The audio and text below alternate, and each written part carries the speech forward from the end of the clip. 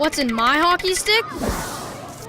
Mine's full of fun and exploding with exercise. It's stuffed with self-confidence, packed with practice makes perfect, and loaded with leadership. I keep it taped together with teamwork. I think it's made of carbon fiber, though. Give them the chance to discover what their equipment is made of. Give them the chance to play. Visit sportnovascotia.ca to find out how you can help.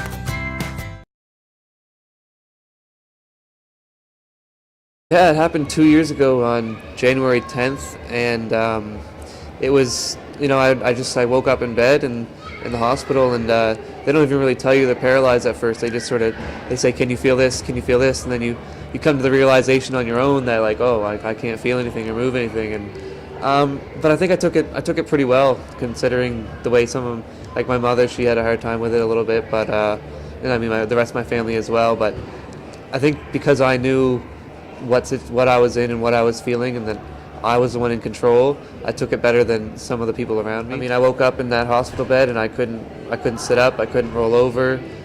If someone fed me, I would get tired, and I'd have to, every couple bites I'd get lightheaded and I'd get out of breath because I had no strength. But that's coming back, and now that I have it, it feels great, and that feeling to have that strength and to be back in shape again, it just boosts me to keep going and keep up to that level. It feels good.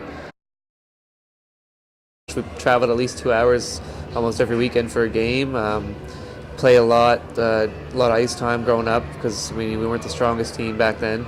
And then I had the great opportunity to go play for the South Shore Mustangs, which I know my brother, for instance, he was a great hockey player, but back when he played, there wasn't as much scouts looking at people from places like where I was from, so I had a little bit better opportunities, and I got to play for South Shore Mustangs. It was a really good experience. So you're surprised that he's so quickly made this adjustment?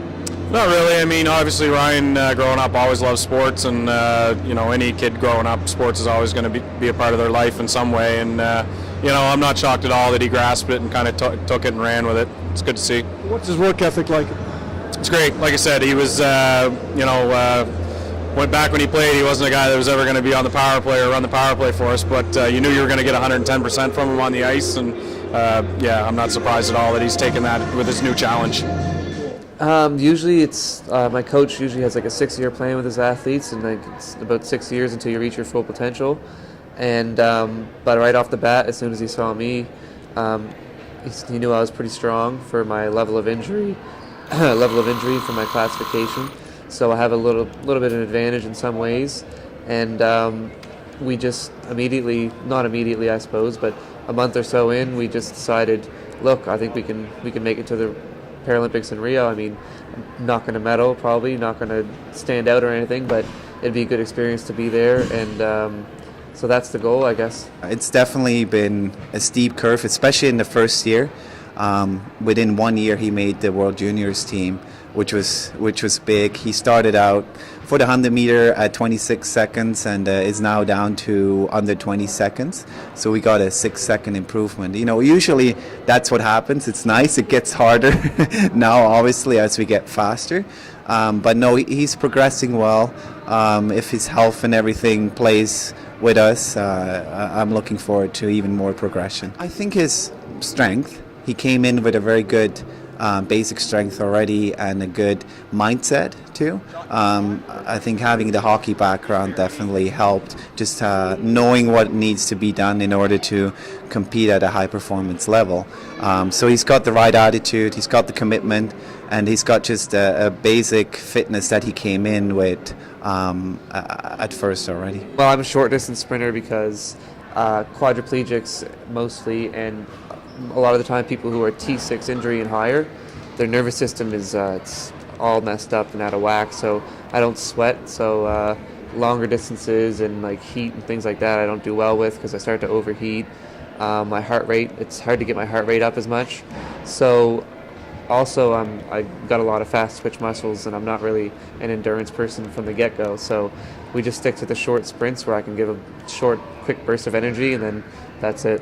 His goal, he tells me, is Rio de Janeiro, the Paralympics. Is that realistic?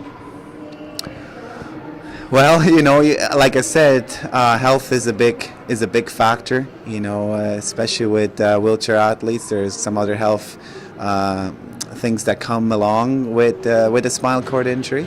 So if the health, everything plays right, I think it's possible. We're looking at the standards right from last Paralympics. They were at 17.5, and like I said, he's pushing just under 20 now. So he's got another 2.5 seconds to go. So if everything plays well, it might be possible. But having said that, he'll only be in for 3 years, and it's really, really fast.